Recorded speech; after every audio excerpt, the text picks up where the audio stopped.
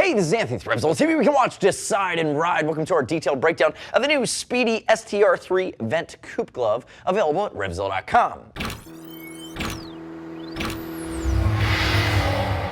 It's a mouthful, STR-3 Vent Coupe. There is an STR-3 that is this glove in a full gauntlet version for $10 more. This is the Vent Coupe version, which to them means they made it a mid-cuff shortened more for your aggressive sport bike style riding. Now, we look at it, it's a mixture of mesh as well as high-fit Spidi leather, which is a premium leather, and you're gonna be north of that $100 mark, closer to that $130 mark, actually. So you're making an investment in a higher-end glove, and it's really gonna give you 2 seasons of functionality. So aggressive riding, late spring, all summer, early fall. It's going to flow a ton of air through the mesh panels. Keep that in mind. 3 colors available here from Spidi.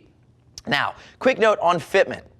As I dive into it, I tend to find that it's running a bit large. I'm still wearing a size XL, which means to me it fits more European. I'm a large in something like an Icon or a First Gear. I tend to run XL, and Spidi, Alpine Star, some of the more Euro brands. Keep that in mind. But I will call out, the fingers on this glove are a bit wider. I won't call them fat, but I have long, narrow fingers, and I have plenty of room to work with here. There's a little bit of room for give in this glove. So I'm finding even in a 9.5 or an XL, it's fitting about a half size large. Just keep that in mind as you're working your way through the size chart. Remember, we'll ship for free over $39 if you're concerned about fitment. And I love it if you'd click right here and let me know your comments, your questions, your feedback on the STR-3 Vent Coupe from Spidi at RevZilla.com. Subscribe on YouTube. So moving into the glove itself, let's look at it. High fit cowhide throughout the back. You're gonna see it in your impact areas. Moving up, you'll start to see our first semblance of our mesh panel to flow some air. And I actually really like that they have these TPRs. They're aggressive, and they add a degree of protection built into the fingers, built into the back of the hand. They did a nice job as well with this highly angular carbon fiber knuckle on its own pad. So it sits on its own pad, it has room to move, and there's an area of dense foam behind it that's going to give you some impact protection and some heat dampening. And again, when you make it that edge so tight, you're decreasing the surface area, so it's actually an even better surface for sliding. Moving into the fingers, it's very odd to me that they would just put one area of mid-digital elastication here. Love to see it on your 2 fingers. Most people are braking or clutching with 2 fingers, not just one. And then you move into the fingers here again. We talked about these TPRs. I like the fact that they capped off the fingers in leather. Now, moving to the thumb. Again, same story as we've seen before. Leather, you can actually start with a mixture of Clarino. I'm going to get to that in a second. And you have the TPR moving into some more mesh and then leather to cap it off to make sure it doesn't fray over time.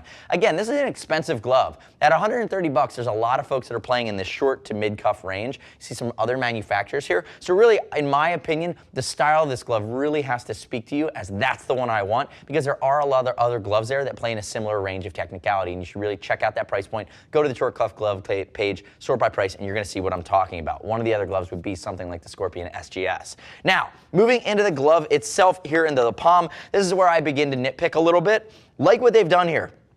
Outseam protection, dual stitching, nice big area of landing zone protection for a low side crash, leather all the way up the thumb. And you know what? I don't mind that there's an area of Clarino in the control area for reinforcement going to the crook of the thumb. What I do mind is that for a glove this expensive, the main palm should not be Clarino. It should be cow, and the finger should be cow as well. You have it in your 3rd and 4th finger. I would have loved to have seen the next version of this glove continue that theme and just do a little bit more cowhide. Again, knowing that somebody that's probably buying this is riding a little bit more aggressively, wants a little bit more aggressive style. And for this cost, they should really be getting cow throughout the palm. That's my 2 cents. It's my opinion. But again, the glove still has a lot of other things going for it. Moving into our wrist cuff, again, you can see it's very wide. If you have monster hands, this is going to be a great glove for you. For me, I have very thin wrists, so I have a little bit of extra material. You're going to notice single pull down here towards the bottom, and then it bunches a little bit on me, but with interfacing with a jacket, it would be just fine. Again, keep in mind, it's not a true short cuff. I'm going to call it a bit more of a medium cuff. Would have also loved to have seen them do a little bit more in the ulna protection here along the outside. I think that could be a little beefier.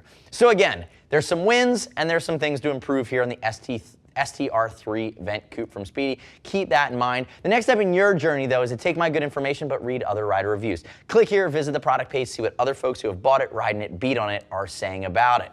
As always, we'll ship for free over $39. And if you want to talk to a gear geek, see us at RevZilla.com or 877-792-9455. Thanks for watching our detailed breakdown. Remember, subscribe to me at RevZilla TV, our YouTube channel. I'm Anthony. We'll see you next time.